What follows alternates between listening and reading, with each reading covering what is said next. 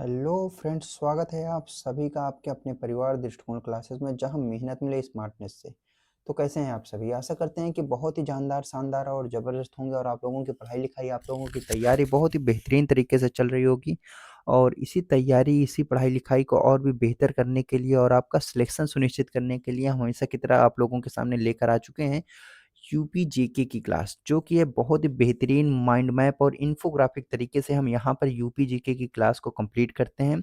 और इतनी बेहतरीन तरीके से करते हैं कि सारी चीज़ें आपको रटने की ज़रूरत नहीं पड़ती, ऑटोमेटिक चाहे वो फैक्ट हो, चाहे वो कॉन्सेप्ट हो, आपके अनकॉन्शियस माइंड में सेव हो जाता है। आज जो हम करेंगे, राजनीतिक व्यवस्था का पार्ट 3 करेंगे, जिसमें इससे पहले वाली जितनी भी क्लास है उसका प्लेलिस्ट जो है वो आपको नीचे डिस्क्रिप्शन बॉक्स में उसका लिंक मिल जाएगा। वहाँ पर जाकर आप उसे देख सकते हैं और साथ ही साथ इसका जो पीडीएफ है, ये इन्फोग्राफिक इतनी बेहतरीन पीडीएफ ये आपको मिल जाएगा टेलीग्राम ग्रुप पर, जिसका लिंक आपको नीचे डिस्क्रिप्शन बॉक्स में मिल जाएगा। साथ ही साथ अगर हम आपको बताएँ कि इसके अलावा और भी हमारी क्लासेस चलती हैं, जैसे ये आपको मिलेगा 1 बजे यूपी जीके की क्लास चलती है, साथ ही साथ 7 बजे कंप्यूटर की क्लास लेखपाल वाले भाइयों के लिए। ये यूपी जीके की क्लास जो है ये आपके लेखपाल, यूपीपी या यूपी के अगर कोई भी आप एग्ज़ाम देने वाले हों, सभी एग्ज़ाम्स के लिए बहुत ही महत्वपूर्ण होता है।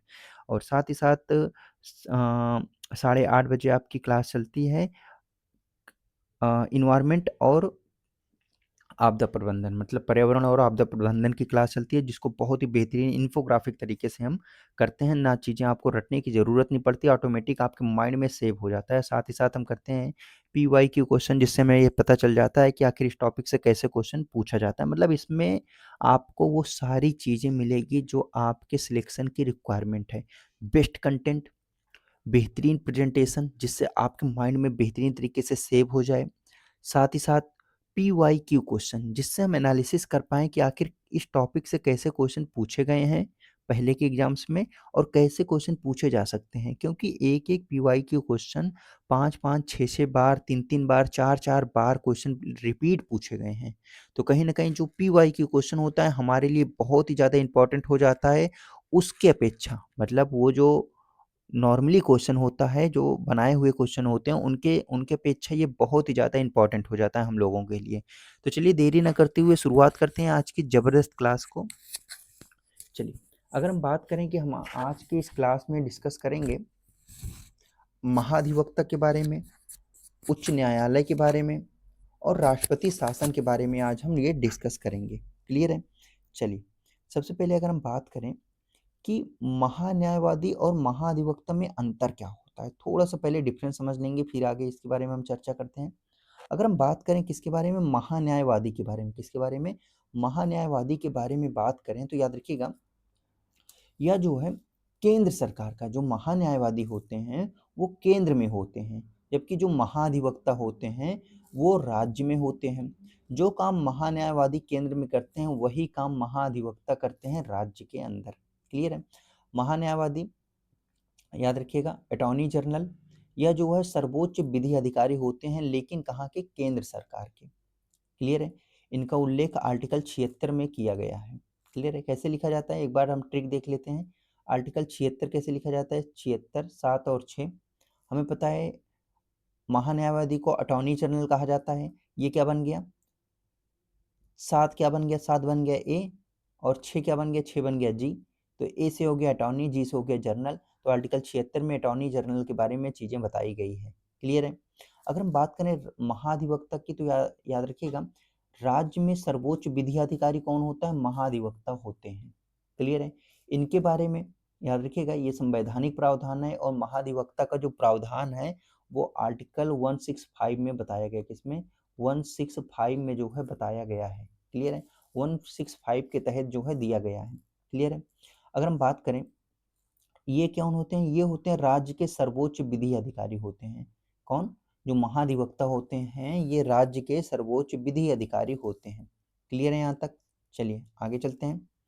अगला है हमारा कि इनकी नियुक्ति भाई कौन करता है? इनको इनको पद धारण करने की योग्यता क्या होती है और ये काम क्या-क्या करते हैं? चलिए देख लेते हैं।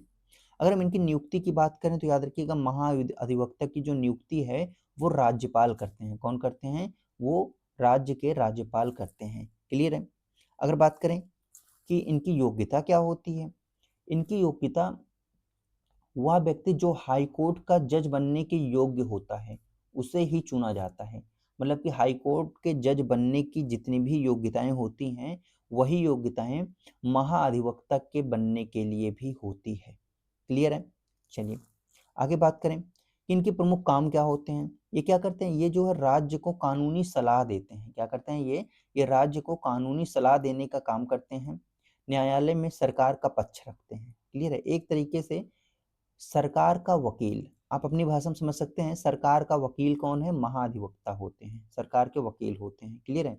ये क्या करते हैं, सरकार को सलाह देते हैं, भाई साहब आप ये करिए, आप जो है ऐसे करेंगे तो आप जो है ये लीगल हो जाएगा, आप ऐसे करेंगे तो ये इनलीगल हो जाएगा, बाद में समस्या हो जाएगी, कोई केस फंसा तो ये जाकर जो है उसे अटेंड करते हैं। मतलब कि ये क्या होते हैं, एक तरीके से सरकार के वकील होते हैं, आप अपनी भाषा में समझ सकते हैं। क्लियर है? यहाँ तक आगे चलते हैं। ये विधानसभा की कार्रवाई में भाग तो ले सकते हैं, साथ ही साथ अपनी राय भी दे सकते हैं, कुछ बोल भी सकते हैं, लेकिन वोट देने का अधिकार इन्हें नहीं होता। कोई भी बिल अगर पास होना है, उसमें अगर वोट की जरूरत है तो ये वोट नहीं दे सकते। तो क्वेश्चन ऐसे पूछा जाता है कि निम्नलिखित में से कौन वोट नहीं दे सकता विधानसभा में। तो याद रखिएगा, विधानसभा में बोलने का अधिकार तो होता है महाधिवक्ता को, लेकिन वोट देने का अधिकार नहीं होता। तो यहाँ से हमने कौन कौन सी बातें देखी, यहाँ से हमने देखा कि महाधिवक्ता की नियुक्ति कौन करेगा, राज्यपाल करेंगे। उनकी योग्यता क्या होती है, जो हाई कोर्ट के जज बनने के जो योग्यता होती है वही इनकी भी योग्यता होती है महाधिवक्ता की।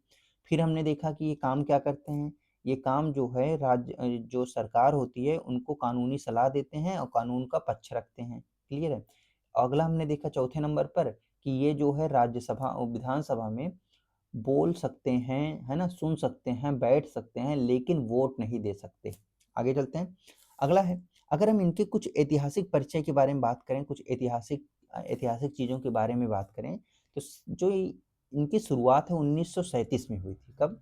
महाधिवक्ता पद की शुरुआत 1937 में हुई थी। और पहले महाधिवक्ता कौन थे? तो याद रखिएगा, स्वतंत्रता के बाद जो है पंडित कन्हैया लाल मिश्रा। कौन थे? पंडित कन्हैया लाल मिश्रा। क्लियर है? लेकिन अगर हम बात करें, ये तो स्वतंत्रता के बाद हुए, पंडित कन्हैया लाल मिश्रा स्वतंत्रता के बाद आए। लेकिन उनसे पहले जब संयुक्त प्रांत था तो याद रखिएगा कौन कौन था? डॉक्टर नारायण प्रसाद अस्थाना। याद रखिएगा, डॉक्टर नारायण प्रसाद अस्थाना ये सबसे पहले महाधिवक्ता थे। क्लियर है? तो याद रखिएगा, सबसे पहला पहला महाधिवक्ता कौन थे? तो याद रखिएगा, डॉक्टर नारायण प्रसाद अस्थाना जी थे। क्लियर है?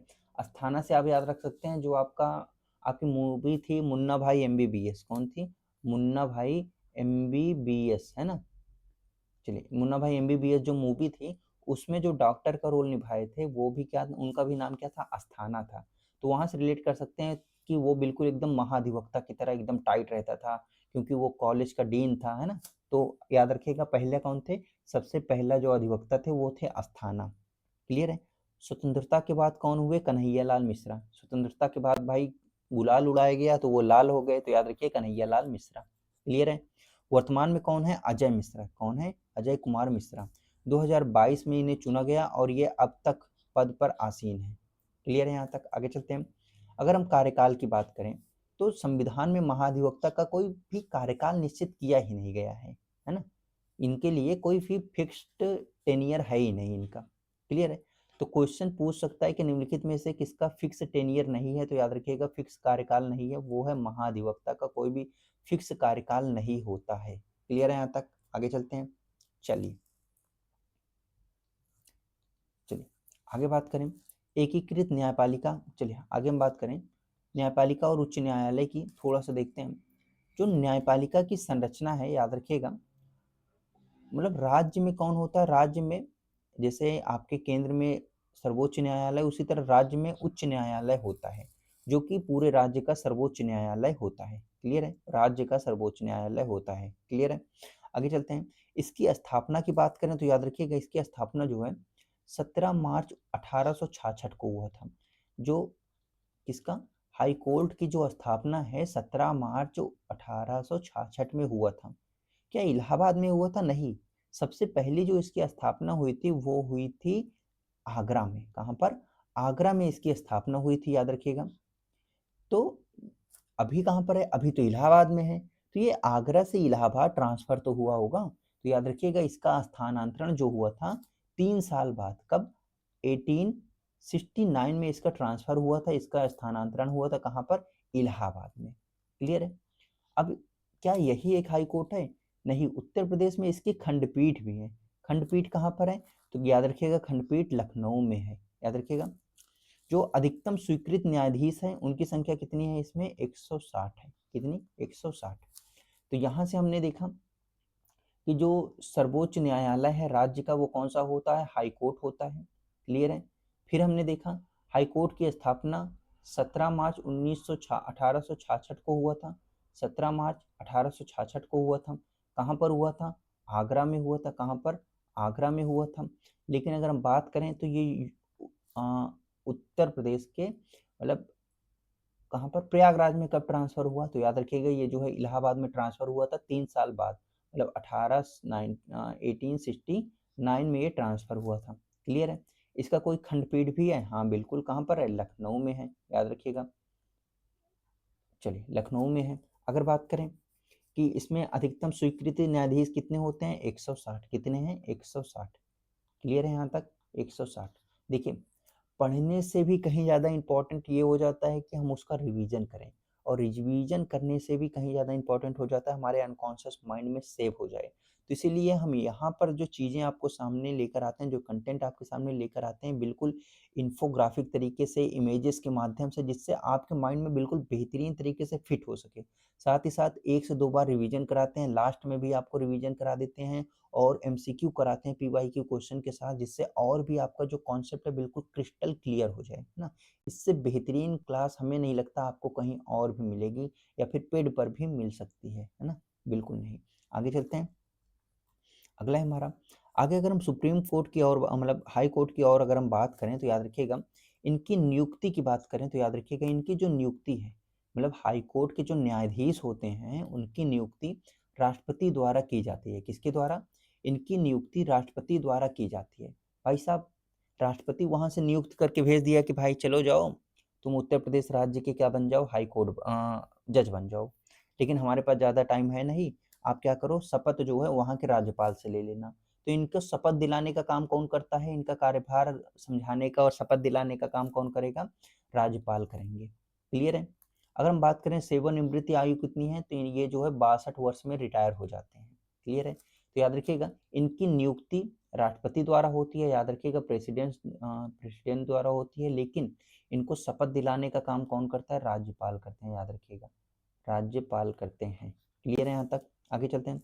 अगर हम बात करें कि स्वतंत्रता से पहले सबसे पहले कौन बने थे 1947 में? याद रखिएगा भूषण मलिक। कौन थे? विधुभूषण मलिक, ये सबसे पहले न्यायाधीश बने थे। क्लियर है? वर्तमान की अगर बात करें तो याद रखिएगा अरुण भंसाली। कौन है?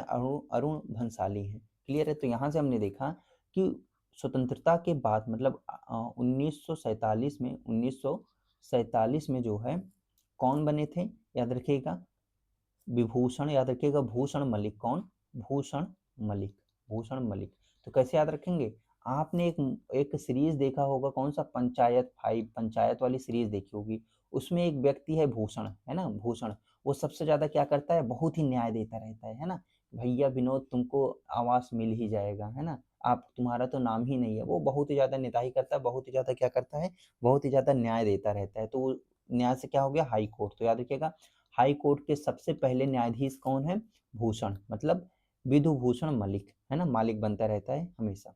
आगे चलते हैं। अगर वर्तमान न्यायाधीश की बात करें तो याद रखिएगा अरुण भंसाली। कौन है? अरुण भंसाली। क्लियर है यहाँ तक? आगे चलते हैं। चलिए आगे अगर हम बात करें राष्ट्रपति शासन के बारे में, किसके बारे में? राष्ट्रपति शासन के बारे में, राज्य आपातकाल के बारे में अगर हम जाने तो याद रखिएगा संवैधानिक प्रावधान है। ये जो शासन है ये एक संवैधानिक प्रावधान है। ये जो है भाग 18 में राष्ट्रपति शासन के बारे में बताया गया है, जिसमें राज्यपाल की सिफारिश पर, याद रखिएगा राज्यपाल की सिफारिश पर राष्ट्रपति द्वारा लगाया जाता है। क्लियर है? कौन से आर्टिकल के तहत? तो याद रखिएगा आर्टिकल 356 के तहत। कौन से? 356 के तहत जब किसी राज्य का संवैधानिक जो तंत्र है वो विफल हो जाता है, तब तब राष्ट्रपति शासन का प्रयोग किया जाता है। तो याद रखिएगा, राष्ट्रपति शासन किसके अंतर्गत लगता है? आर्टिकल 365 के अंतर्गत, 356 के अंतर्गत लगता है। तो भाई साहब, जो हमारे मुंह से गलती से निकल गया 365, ये क्या है? तो याद रखिएगा, जब राज्य सरकार केंद्र सरकार के निर्देशों का पालन ना करे, याद रखिएगा, जब राज्य सरकार केंद्र सरकार द्वारा कोई भी निर्देश दिया जा रहा है ना, उसे अगर पालन नहीं कर रहा है, अपनी मनमानी कर रहा है, तब आर्टिकल 365 के तहत आपातकाल लग जाएगा, राष्ट्रपति शासन लागू किया जाएगा। क्लियर है यहाँ तक, है ना? तो हमने देखा कि राष्ट्रपति शासन जो है वो कब है, याद रखिएगा, वो संविधान के भाग 18 में है। कब, किस में है? भाग 18 में है ना? किस आर्टिकल के अंतर्गत लगाता है? तो याद रखिएगा, राज्यपाल की सलाह पर कौन लगाता है? राष्ट्रपति लगाते हैं। किसके? आर्टिकल 356 के अंतर्गत। और इसके अलावा अगर राज्य जो है केंद्र की बात नहीं मानेगा, तो आर्टिकल 365 के तहत जो है राष्ट्रपति शासन राज्य में लागू हो जाएगा। क्लियर है यहाँ तक? चलिए, अब हम कुछ राष्ट्रपति शासन के इतिहास के बारे में समझ लेते हैं एक बार, है ना? अगर बात करें, कुल मिलाकर राष्ट्रपति शासन पूरे यूपी में कितनी बार लग चुका है? 10 बार लग चुका है। कितनी बार? 10 बार लग चुका है। क्लियर है? सबसे प्रथम बार कब लगा था? तो याद रखिएगा, 25 फरवरी 1968 को। कब लगा था? 25 फरवरी 1968 से 69 के बीच तक लगा था। क्लियर है? आगे अंतिम बार कब लगा था? तो 8 मार्च 2002 को, जो कि 3 मई 2002 को समाप्त हो गया। क्लियर है? पहले बार 25 फरवरी 1968, याद रखिएगा। अगला 8 मार्च, याद रखिएगा, 8 मार्च 2002 को, 8 मार्च 2002 से 3 मई 2002 तक, है ना? तो पहली बार याद रखिएगा, पहली बार जो है 25 मार्च 1968 को लागू हुआ था राष्ट्रपति शासन। क्लियर है यहाँ तक? आगे चलते हैं। सर्वाधिक बार कहाँ पर लगा है? तो सर्वाधिक बार जो है मणिपुर में लगा है। सर्वाधिक बार राष्ट्रपति शासन कहाँ पर लगा है? मणिपुर में। और यूपी में कितनी बार? 10 बार लगा है। पहला 1968 में लगा था, आखिरी बार 2002 में लगा था। क्लियर है यहाँ तक? चलिए, अब हम बात करते हैं लोकायुक्त के बारे में। किसके बारे में? लोकायुक्त के बारे में। अभी तक हमने किसके बारे में बात किया था? महाधिवक्ता के बारे में बात किया था, जो कि क्या है? कानूनी विधि अधिकारी होते हैं। कोई भी इनका कार्यकाल नहीं होता है ना? इनकी योग्यता क्या होती है? जो हमारे हाई कोर्ट के जज की योग्यता होती है, बिल्कुल वही इनकी भी योग्यता होती है। क्लियर है? आगे चलते हैं। आगे हम बात कर लेते हैं कि लोकपाल और लोकायुक्त होते क्या हैं। लोकपाल और लोकायुक्त क्या होते हैं? तो इनका मुख्य कार्य जो है, लोक सेवकों के भ्रष्टाचार की जांच करना। क्या है? लोक सेवकों की भ्रष्टाचार की जांच करना। तो याद रखिएगा, जो लोकपाल होते हैं वो केंद्र द्वारा अपॉइंट रहते हैं, और जो राज्य में कौन रहते हैं? तो याद रखिएगा, लोकायुक्त होते हैं। कौन होते हैं? लोकायुक्त। इनका काम क्या होता है? ये जो है भ्रष्टाचार की जांच करते हैं। ये बहुत ही महत्वपूर्ण संस्थान हो जाती है। ये बहुत ही महत्वपूर्ण, जो कहते हैं ना कि सेक्टर हो जाता है, एक तरीके के शासन का सेक्टर बहुत ही महत्वपूर्ण हो जाता है भ्रष्टाचार वाला। क्लियर है? तो अगर हम बात करें, तो सबसे पहले लोकपाल कौन हुए थे? पिनाकी घोष। आगे चलते हैं। अगला है हमारा कि अगर हम इनकी योग्यता की बात करें, क्या कोई भी लोकायुक्त बन सकता है? नहीं। वो या तो सर्वोच्च न्यायालय का न्यायाधीश हो, रह चुका हो, या फिर किसी उच्च न्यायालय का मुख्य न्यायाधीश रह चुका हो, या फिर न्यायाधीश रह चुका हो। मतलब या फिर मुख्य न्यायाधीश हो, या तो सर्वोच्च न्यायालय का न्यायाधीश रह चुका हो, या फिर नॉर्मली न्यायाधीश रह चुका हो, तभी ये योग्यता रहेगी, तभी वो लोकायुक्त बन पाएगा, तभी वो करप्शन को हटा सकेगा। क्लियर है? आगे बात करें, क्या इनका चयन ऐसे ऐसे हो जाता है कि आप भाई राष्ट्रपति, आप जो है हाई कोर्ट के न्यायाधीश रहो तो तुरंत आपका चयन हो जाएगा? नहीं। राज्यपाल 3 सदस्यीय समिति से क्या करेगा? सलाह करेगा। याद रखिएगा, किससे किससे? मुख्यमंत्री से, विपक्ष के नेता से, और हाई कोर्ट के मुख्य न्यायाधीश से क्या करेगा? बैठकर विचार विमर्श करेगा, तब आपका चयन करेगा। क्लियर है? आगे, तो इनका कार्यकाल भी होता होगा। तो याद रखिएगा, जो लोकायुक्त होते हैं उनका कार्यकाल होता है ना? महाधिवक्ता का कार्यकाल नहीं होता, लेकिन जो लोकायुक्त होते हैं उनका कार्यकाल होता है। तो उनका कार्यकाल 5 वर्ष का होता है। कितने? 5 वर्ष का होता है। क्लियर है? और अधिकतम आयु जो है 70 वर्ष है। मान के चलिए, कोई कोई मान के चलिए 68 वर्ष का है। कितना? 68 वर्ष का है। मान के चलिए कोई कोई किसी की आयु जो है 68 वर्ष का है, वो क्या बन गया? वो बन गया लोकायुक्त, है ना? क्या बन गया? लोकायुक्त बन गया। मान के चलिए 68 वर्ष के हैं ये, लेकिन जो है ये 70 वर्ष में मतलब ये जो है 2 साल बाद कितने साल के हो जाएंगे? 70 साल के हो जाएंगे, है कि नहीं है? 2 साल के बाद ये 70 साल के हो जाएंगे, जबकि कार्यकाल कितने वर्ष का है? कार्यकाल जो है 5 वर्ष का है। लेकिन ये जैसे ही 70 वर्ष के होंगे तो ये रिटायर हो जाएंगे। क्लियर है? चाहे पहले 5 वर्ष पूरा हो जाए या चाहे पहले 70 साल पूरा हो जाए, तो वो क्या होगा? उनका कार्यकाल होगा। क्लियर है? बिल्कुल आसान तरीके से आगे चलते हैं। 2024 में, 24 से पहले ये जो कार्यकाल था इनका 8 वर्ष का होता था। अब कितना कर दिया गया है? 6 वर्ष का कर दिया गया है। अब जो है 6 वर्ष का कर दिया गया है। क्लियर है? आगे चलते हैं। पहले लोकायुक्त की बात करें तो सबसे पहले लोकायुक्त कौन थे? विशंभर दयाल। कौन थे? विशंभर दयाल। लोकायुक्त, लोक जो है इनको क्या कर रहे थे? लोक जो है इनको, इनके ऊपर दया कर रहे थे, तो याद रखिएगा लोकायुक्त, लोग जो है अपने साथ युक्त करके इनके ऊपर दया कर रहे थे, तो विशंभर दयाल। सबसे पहले लोकायुक्त विशंभर दयाल, याद रखिएगा। वर्तमान लोकायुक्त कौन है? 7वें हैं। कौन है? संजय मिश्रा। वर्तमान लोकायुक्त कौन है? संजय मिश्रा, जस्टिस संजय मिश्रा। कैसे नंबर के हैं ये 7वें नंबर के हैं। अभी पूरा का पूरा एक बार रिवीजन कर डालेंगे वन टाइम, ताकि आपके माइंड में अच्छे से फीड हो जाए। रिवीजन बहुत ही जरूरी है। आगे चलते हैं। अगला है हमारा कि यूपीपीसीएस आयोग जो है हमारा, क्या है? यूपीपीएससी जो आयोग है उसके बारे में अगर हम बात करें तो इसका जो स्थापना हुआ था 1937 में हुआ था। कब? 1 अप्रैल 1937। जैसे नाम वैसे काम, है ना? 1 अप्रैल मूर्ख दिवस होता है ना? तो लगभग उस इसका काम भी वैसे ही होता है, लगभग लगभग। तो ऐसे रिलेट कर लीजिए कि इसका काम भी बिल्कुल वैसे ही होता है मूर्ख वाले सिस्टम के साथ। तो 1937, 1 अप्रैल 1937 को इसकी स्थापना हुई थी। मुख्यालय कहाँ पर है इसका? हमारे प्रयागराज में स्थित है। कहाँ पर? प्रयागराज में स्थित है। इसके प्रथम अध्यक्ष कौन थे? तो याद रखिएगा सर डी एल ड्रैक ब्रॉकमैन। कौन है? सर डी एल ब्रॉकमैन, याद रखिएगा। D L Brockman, D L से याद रखिएगा। आपको कहाँ पर जाना है? प्रयागराज में। अगर आपको यूपीपीएससी कुछ काम करने जाना है तो आपके पास डी एल होना चाहिए, तो याद रखिएगा सर डी एल, है ना? आगे, प्रथम भारतीय अध्यक्ष कौन बने? अमरनाथ झा। क्या हुआ? अमरनाथ झा। एक बार अगर यहाँ पर इसमें सिलेक्शन हो जाएगा यूपीपीसीएस के किसी भी आयोग में, किसी भी वैकेंसी में, है ना, तब आप क्या हो जाएंगे? अमर हो जाएंगे। तो इसकी भारतीय अध्यक्ष कौन है? अमरनाथ झा। कौन है? अमरनाथ झा, याद रखिएगा। आगे बात करें, वर्तमान अध्यक्ष कौन है? संजय श्रीनेत। कौन है? संजय श्रीनेत, याद रखिएगा। संजय श्रीनेत वर्तमान अध्यक्ष हैं किसके? यूपीपीएससी के। क्लियर है यहाँ तक? ये काम क्या करता है? ये एक आयोग है जो कि आपकी परीक्षाएं करता है, आपकी प्रमुख परीक्षाएं करता है। जैसे कि आपका जो पीसीएस का परीक्षा होती है, स्टेट पीएससी का पेपर जो होता है ना, इसके अलावा आरओ वाला जो पेपर होता है, साथ ही साथ आपका जो है जो स्टाफ नर्स का पेपर होता है ना, कुछ टीचिंग की वैकेंसी होती है जो यूपीपीसीएस आयोग जो है कराता है, यूपीपीएससी आयोग जो है वो कराता है। क्लियर है यहाँ तक? चलिए आगे चलते हैं। आगे हम बात करें कौन सा हमारा राज्य मानवाधिकार के बारे में। किसके बारे में? राज्य मानवाधिकार के बारे में अगर हम बात करें तो याद रखिएगा जो राज्य मानवाधिकार है इसका गठन कब हुआ था? 7 अक्टूबर 2000 को। कब? 7 अक्टूबर सन 2000 को इसका गठन हुआ था। क्लियर है यहाँ तक? इसमें एक अध्यक्ष और 2 सदस्य होते हैं। कौन? एक अध्यक्ष और 2 सदस्य होते हैं। किसमें? राज्य मानवाधिकार आयोग में। क्लियर है यहाँ तक? इसका मुख्यालय की बात करें तो मुख्यालय कहाँ पर है? लखनऊ में इसका मुख्यालय। कहाँ पर?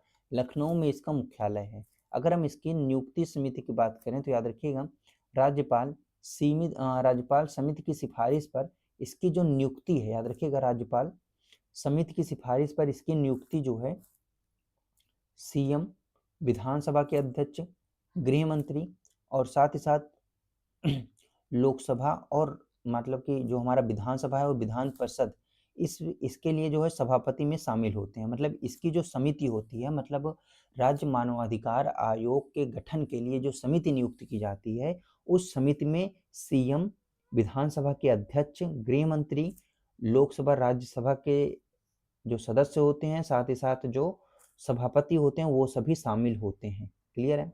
आगे बात करें, कार्यकाल की बात करें और अध्यक्षता की, तो इनका जो कार्यकाल होता है वो 3 वर्ष का होता है।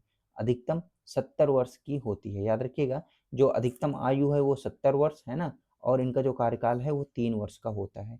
राज्य मानवाधिकार आयोग में सिलेक्ट होने के लिए, मतलब कि राज्य मानवाधिकार के अध्यक्ष बनने के लिए या सदस्य बनने के लिए जो कार्यकाल है वो कितना है? 3 वर्ष का है, या फिर अधिकतम 70 वर्ष। 2019 से पहले 5 वर्ष का था। याद रखिएगा 5 वर्ष से घटाकर कितना कर दिया गया? 3 वर्ष कर दिया गया। क्लियर है? प्रथम अध्यक्ष कौन थे? Justice AP Mishra. कौन है? Justice AP Mishra. वर्तमान में है बालकृष्ण नारायण। जस्टिस बालकृष्ण नारायण है राज्य मानवाधिकार आयोग के अध्यक्ष। तो क्या है? राज्य मानवाधिकार बालकृष्ण नारायण। तो याद रखिएगा, अगर मानव की सबसे अच्छी छवि की बात करें तो भाई साहब कौन है? बालकृष्ण। सबसे अच्छी, सबसे बेहतरीन छवि के बारे में बात करें मानव की तो कौन है? बालकृष्ण। क्लियर है यहाँ तक?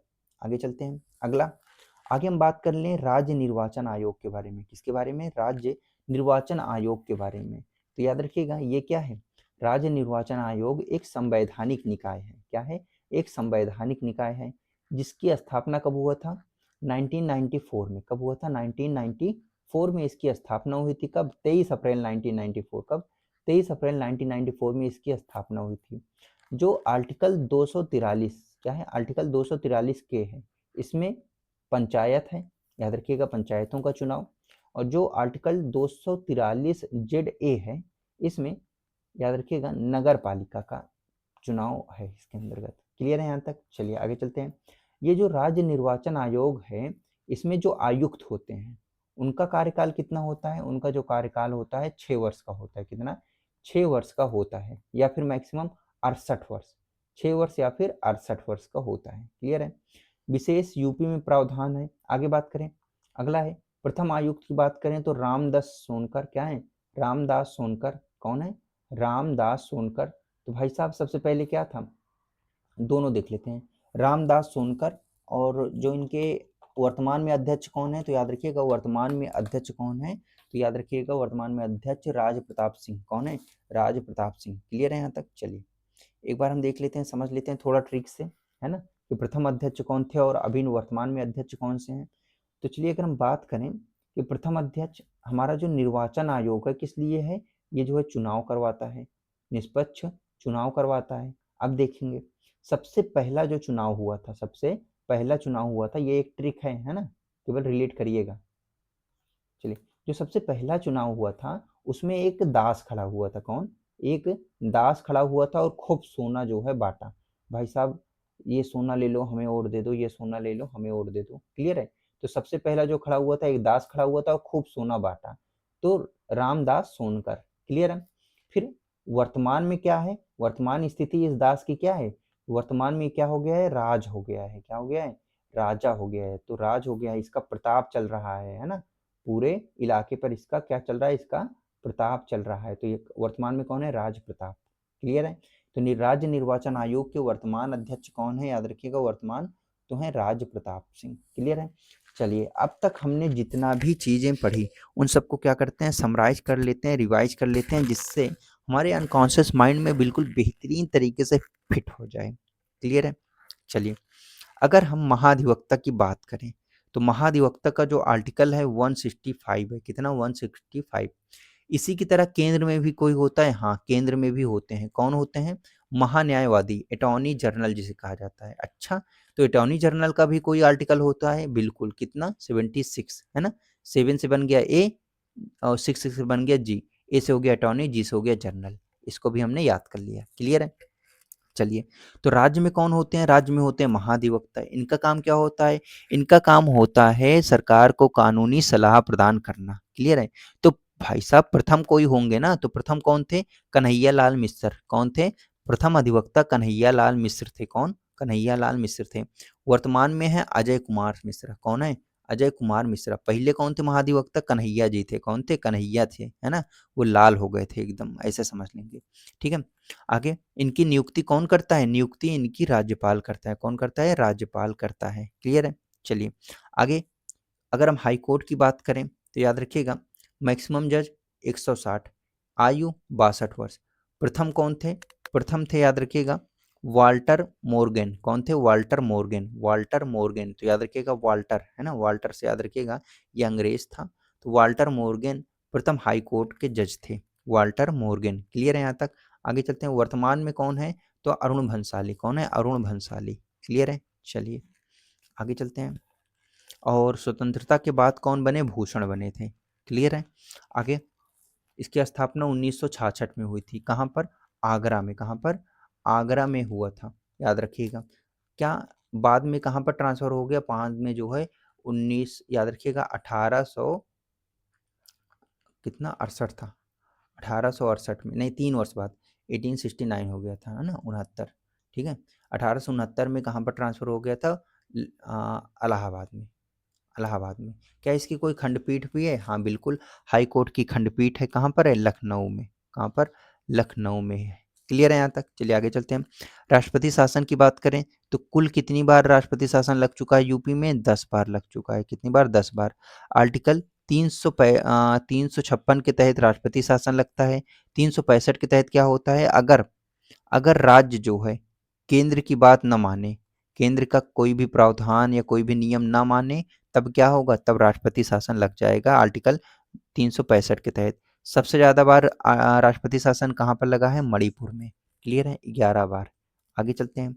चलिए लोकायुक्त की बात करते हैं तो याद रखिएगा लोकायुक्त जो हैं, चलिए मैक्सिमम कितना? 5 वर्ष और इन या फिर 70 साल। क्लियर है? आगे चलते हैं। इसमें इस समिति में कौन कौन शामिल रहता है? सीएम शामिल रहते हैं, राज्यसभा लोकसभा के एलओपी शामिल होते हैं और चीफ जज भी इसके अंदर शामिल होते हैं। वर्तमान में कौन है? संजय मिश्रा। वर्तमान में लोकायुक्त कौन है? संजय मिश्रा। कौन है? संजय मिश्रा।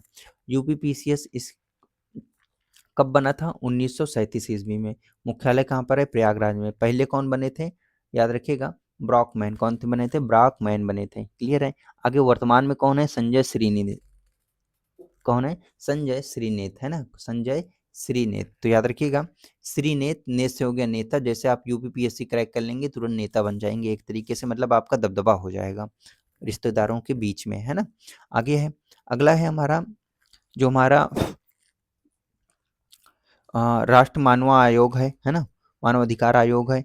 इसमें जो सदस्य होते हैं 3 साल के लिए चुने जाते हैं, 70 वर्ष अधिकतम होते हैं। वर्तमान में कौन है? बाल कृष्ण है ना। आगे चलते हैं। जो हमारा यूपीएससी है, मतलब कि कौन सा? हमारा हमारा जो निर्वाचन आयोग की बात करें यूपी के, तो याद रखिएगा 6 वर्ष, है ना। इनके जो आयुक्त होते हैं 6 वर्ष अधिकतम, 68 साल होता है इनका कार्यकाल। और इसके अलावा जो 243 है, इसमें क्या है? इसमें पंचायत है। क्या है? इसमें पंचायत है। पंचायत है 243 के में। और 243 जेडे में क्या? जेडे में क्या है? नगर पालिका है। याद रखिएगा नगर पालिका है। आगे, और वर्तमान में कौन है? राजा प्रताप जो है वर्तमान में किसके? राजा प्रताप जो है वर्तमान में राज्य निर्वाचन आयोग के प्रमुख हैं। क्लियर है यहाँ तक? चलिए, तो यहाँ तक हो गया हमारा सेशन कंप्लीट। अब करते हैं हम कुछ पीवाई क्यू क्वेश्चन, जिससे हमें ये पता चल जाए कि आखिर इस टॉपिक से कैसे क्वेश्चन पूछे जाते हैं। क्लियर है यहाँ तक? तो चलिए देखते हैं। सबसे पहला जो हमारा क्वेश्चन है देख लेते हैं। चलिए, सबसे पहले हमारा क्वेश्चन है कि संविधान के किस अनुच्छेद के तहत उत्तर प्रदेश में महाधिवक्ता की नियुक्ति होती है? तो याद रखिएगा महाधिवक्ता की जो नियुक्ति है वो आर्टिकल 165 के अंतर्गत होती है। किसके अंतर्गत? 165 के अंतर्गत जो है होती है। ठीक है, चलिए आगे चलते हैं। तो इसमें आपका ऑप्शन कौन सा सही होगा? Option number B. कौन सा? ऑप्शन नंबर बी सही होगा। चलिए 165 के अंतर्गत। क्लियर है? आगे, उत्तर प्रदेश के लोकायुक्त कौन है? तो लोकायुक्त की बात हो रही है। किसकी? लोकायुक्त की बात हो रही है। उत्तर प्रदेश के प्रथम लोकायुक्त कौन है? तो याद रखिएगा, चलिए प्रथम लोकायुक्त कौन है? तो याद रखिएगा कौन है? हमारे विशंभर दयाल। कौन है? दयाल। हमने क्या कहा था? लोकायुक्त, लोग इनके ऊपर दया कर दिए, लोग जो है इनको दया कर दिए, तो लोकायुक्त दयाल, विशंभर दयाल। आगे चलते हैं। ऐसे रिलेट करके याद करेंगे तो थोड़ा लंबे समय के लिए याद होगा, कम से कम एग्जाम के समय तक तो याद ही होगा। अगला, इलाहाबाद उच्च न्यायालय की मुख्य स्थापना मूल रूप से आगरा के किस वर्ष हुई थी? तो याद रखिएगा आगरा में किस वर्ष हुई थी? 1966 में। कब हुआ था? 1900 मतलब 1866 में। फिर ये कहाँ पर चला गया? फिर ये चला गया प्रयागराज में। कब? 1969 में। याद रखिएगा। अगला है, उत्तर प्रदेश में अब तक कुल कितनी बार राष्ट्रपति शासन लग चुका है? तो 10 बार। 11 बार कहाँ पर लगा है? असम में 11 बार लग चुका है। आगे चलते हैं। अगला हमारा क्वेश्चन है कि उत्तर प्रदेश लोक सेवा आयोग यूपीपीसीएस की स्थापना कब हुई थी? तो याद रखिएगा यूपीपीएससी की स्थापना जो है, लोक सेवा आयोग की स्थापना कब हुई थी? तो 1 अप्रैल, मतलब मूर्ख दिवस के दिन, 1 अप्रैल 1937। 1 अप्रैल 1937 वीडियो 2018 में पूछा हुआ क्वेश्चन है। स्वतंत्रता के बाद इलाहाबाद उच्च न्यायालय के पहले मुख्य न्यायाधीश कौन थे? तो भाई साहब स्वतंत्रता के बाद कौन बने, भूषण बन गया। कौन बन गया, पंचायत का भूषण बन गया। आगे चलते हैं, महाधिवक्ता के संबंध में कौन सा कथन सत्य है। तो भाई साहब महाधिवक्ता के कथन में बात हो रही है, तो याद रखिएगा कि महाधिवक्ता जो होते हैं या विधानसभा की कार्यवाही में भाग ले सकते हैं लेकिन वोट नहीं दे सकते, सही है ना। या विधानसभा में मतदान कर सकते हैं, नहीं। उनकी नियुक्ति राष्ट्रपति द्वारा होते हैं, नहीं, महाधिवक्ता की नियुक्ति राष्ट्रपति द्वारा नहीं होती।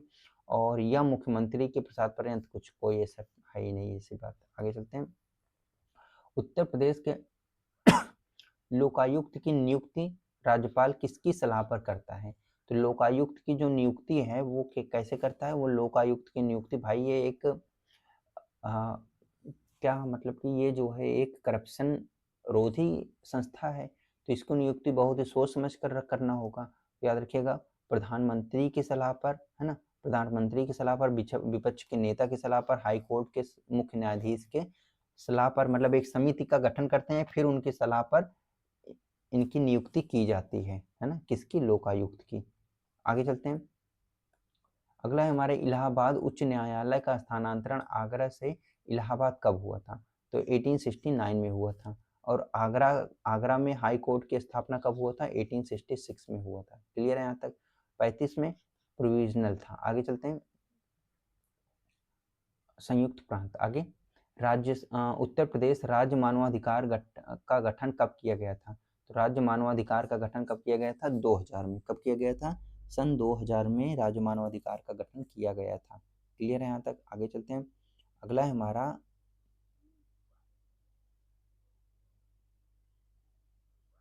एक सेकेंड, ये काम करने जाओ कांड हो जाता है ना। अगला है हमारा राज्य के महाधिवक्ता की नियुक्ति कौन करता है। तो भाई साहब राज्य के महाधिवक्ता की नियुक्ति कौन करता है। तो नियुक्ति तो महाधिवक्ता की कौन करेगा, राष्ट्रपति कर देगा, है ना। लेकिन जो शपथ है वो कौन दिलाएगा, वो दिलाएगा राज्यपाल। शपथ कौन दिलाएगा, राज्यपाल दिलाएगा। क्लियर है यहाँ तक। चलिए, तो 11 का कौन सा ऑप्शन सही हो जाएगा, नहीं नहीं, नियुक्ति कह रहा है महाधिवक्ता का, तो याद रखिएगा महाधिवक्ता की जो नियुक्ति है वो राज्यपाल ही करेगा, है ना। महाधिवक्ता की बात हो रही है, लोकायुक्त की नहीं, है ना। आगे चलते हैं, इलाहाबाद उच्च न्यायालय के प्रथम भारतीय मुख्य न्यायाधीश कौन थे। तो प्रथम भारतीय मुख्य न्यायाधीश कौन थे, तो याद रखिएगा प्रथम भारतीय की बात हो रही है ना। तो भूषण थे। कौन था, भूषण थे। आगे चलते हैं, चलिए, नहीं नहीं, क्या कह रहा है, इलाहाबाद उच्च न्यायालय की प्रथम, याद रखिएगा प्रथम भारतीय मुख्य न्यायाधीश कौन थे। तो न्यायाधीश की बात हो रही है ना, तो याद रखिएगा मोहम्मद सुलेमान थे। कौन थे, मोहम्मद सुलेमान। क्वेश्चन नंबर 12 का ऑप्शन नंबर बी सही होगा, सुलेमान। आगे चलते हैं,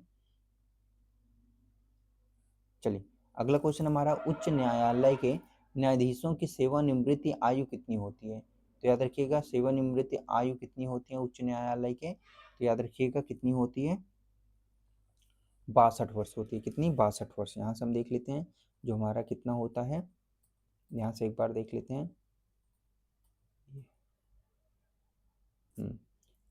चलिए, ये रहा। तो इनकी जो नियुक्ति होती है, इनका आयु कितना होता है, 62 वर्ष। क्लियर है। आगे चलते हैं, अगला है हमारा,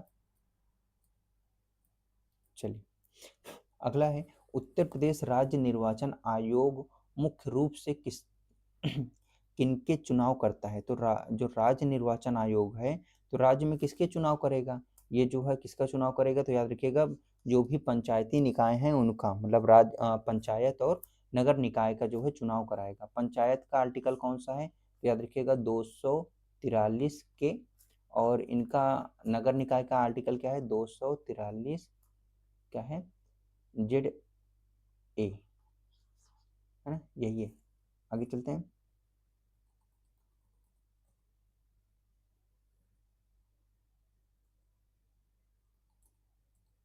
कहाँ गया भाई साहब, ये रहा, 243 यहाँ पे है। चलिए, 243 जेड ए बिल्कुल सही है। आगे चलते हैं, अगला क्वेश्चन है हमारा, उत्तर प्रदेश में प्रथम बार राष्ट्रपति शासन कब लगाया गया था।